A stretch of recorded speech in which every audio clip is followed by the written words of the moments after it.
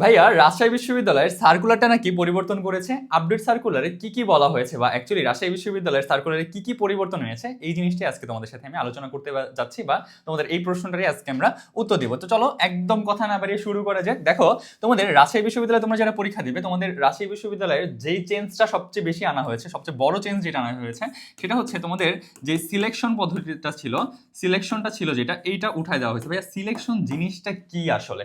সিলেকশনটা হচ্ছে ভাইয়া তোমরা যারা হচ্ছে গত বছর পরীক্ষা দিয়েছো বা গত বছর তোমরা যারা হচ্ছে দেখেছো পরীক্ষাগুলো, যে হচ্ছে তোমাদের 72,000 অথবা 92,000 পর্যন্ত স্টুডেন্ট এখানে পরীক্ষা দিতে দিত জিপি এর ভিত্তিতে, প্রথম 72 জন বা 72,000 জন অথবা হচ্ছে 92,000 জন, তাই না?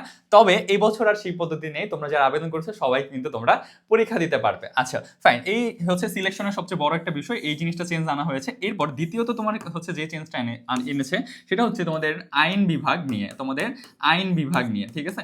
এখন ভাইয়া আইন বিভাগের এই চেঞ্জটা সবচেয়ে বড় চেঞ্জ, সেটা হচ্ছে তোমাদের আইন বিভাগে নতুন করে রিটেন অ্যাড করা হয়েছে, নতুন করে রিটেন অ্যাড করেছে। আচ্ছা এখন ভাইয়া রিটেনে কিভাবে নিবে, কিভাবে রিটেনে চান্স পেতে পারে? ভাইয়া রিটেনে চান্স না পাইলে কি আমার হবে না, বা হচ্ছে আমি ধরেন চান্স পাইলাম, আরো বিভিন্ন রকমের প্রশ্ন তোমরা করো, তাহলে কি অন্য কোনো সাবজেক্ট পাবো না? আচ্ছা তোমাকে একটু বুঝাই বলি। দেখো, রিটেনের সিস্টেমটা হচ্ছে এরকম যে তুমি আইন বিভাগে চান্স পেতে হলে তোমার প্রথমত মেরিট 1500-র ভিতরে তোমার আসা লাগবে। হ্যাঁ, তুমি ধরো হচ্ছে টপ রেজাল্ট একটা করা লাগবে। টপ রেজাল্ট করার পরে তুমি হচ্ছে রিটেনে বসার যোগ্যতা অর্জন করবা। প্রথম 1500 জনকে তোমাকে রিটেনে বসার জন্য তুমি যোগ্যতা অর্জন করবা। আচ্ছা ফাইন, যোগ্যতা অর্জন করলা, এবার তুমি রিটেন পরীক্ষা দিলা। রিটেন পরীক্ষা একটা তুমি মার্কস পাবা, ধরো তুমি রিটেন পরীক্ষায় 20 পাইলা, কথার কথা। আর এদিকে এমসিকিউতে ধরো তুমি 50 পাইলা। এই যে 50 আর এই যে 20, এইটা যোগ করার পরে তোমার যে 70 মার্কস হচ্ছে, এই 70 মার্কসের অনুযায়ী তোমাকে আরেকটা হচ্ছে মেরিট দিবে। ওই মেরিটের ভিতরে তুমি যদি মোটামুটি ভাবে হচ্ছে দেখা গেছে 250-র মধ্যে থাকো, দেখা গেছে তোমার 250, 200 থেকে 250-র মধ্যে থাকো, তাহলে তুমি ল সাবজেক্টটা পাওয়ার চিন্তা ভাবনা করতে পারো, বা হচ্ছে ল সাবজেক্টটা তুমি পাবা।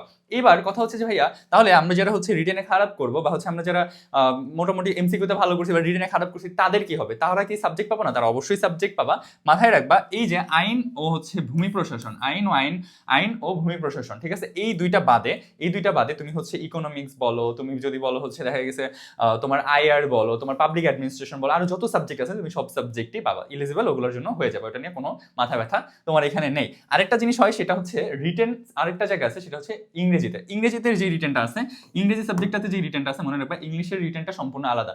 ওইখানে যে রিটেনটা, ওইখানে হয় কি তুমি যে পরীক্ষার্থী যারা বা পরীক্ষা দিতে পারে, যারা পরীক্ষার জন্য ইলিজিবল হয়, ওইখানে একটা হচ্ছে লিস্ট দেওয়া হয়। এখানে যে লিস্টটা দেওয়া হয় বা যে মেরিটটা দেওয়া হয়, ওটা সম্পূর্ণ এই রিটেনের উপর ডিপেন্ড করে তারপরে হচ্ছে দেওয়া হয়। রিটেনটা আলাদাভাবে শুধুমাত্র রিটেনের উপর ডিপেন্ড করে দেওয়া হয়। কিন্তু আইনের রিটেনটা হয় কি রিটেন প্লাস এমসিকিউ মার্কস যোগ করে তোমাকে মেরিট দেওয়া হয়।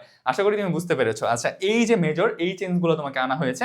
এরপরে আরো কয়েকটা বিষয় আছে এখানে, যে ভাইয়া আমাদের এখানে তো আমরা অ্যাডমিট কার্ডটা তুলতে পারিনি। বিশেষ করে তোমরা অনেকে একটা প্রশ্ন করতেছো, ভাই আমরা তো অ্যাডমিট কার্ড তুলতে পারিনি, তাহলে কি করবো, বা হচ্ছে অ্যাডমিট কার্ড নিয়ে কি করতে পারি?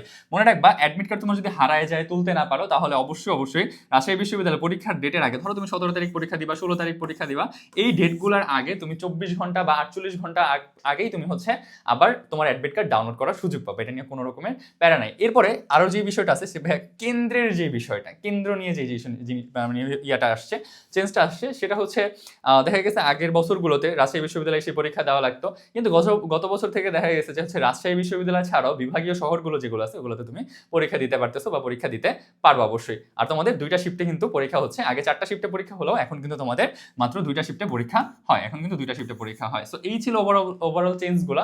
এখন তোমার যদি মনে হয় যে ভাই এখনো প্রিপারেশন গুছাইতে পারিনি, এখনো একটু গুছাই দিতে পারলে ভালো হইতো, রাজশাহী বিশ্ববিদ্যালয়ের আইন বিভাগের ভাইয়ারা যারা আছে, বা আমি যে আসছি টপার হিসেবে, তোমাদের যে ভাইয়ারা আছে, টপ 10-এ থাকা যে ভাইয়ারা আছে, তোমাকে প্রিপারেশনটা গুছাই দেওয়ার জন্য সব মানে একদম এখন পর্যন্ত বসে আছে। তুমি জাস্ট কি করবা, এই যে হোয়াটসঅ্যাপ নাম্বার আছে এখানে নক দিয়ে বলবা যে ভাইয়া আমাকে হচ্ছে একটু আপনাদের যে ক্রাশ কোর্সটা আছে বা এক্সাম ব্যাচটা আছে, এটা হচ্ছে আমাকে ভর্তি করে নেন। ভর্তি হওয়ার ফিটা কত, এটা সম্পূর্ণ ডিটেলস তুমি হচ্ছে হোয়াটসঅ্যাপে নক দিলে পেয়ে যাবে ইনশাল্লাহ। একদম খুব মিনিমাম একটা প্রাইসে কিন্তু রিভিশন ব্যাচটাতে, আমাদের এক্সাম ব্যাচ বলো বা রিভিশন ব্যাচ বলো, এটাতে তুমি চাইলে ভর্তি হতে পারছো। তো আজকে আর বেশি কথা বাড়াচ্ছি না, আজকে এই পর্যন্তই। দেখা হবে নেক্সট একটা ভিডিওতে। ধন্যবাদ, আসসালামু আলাইকুম।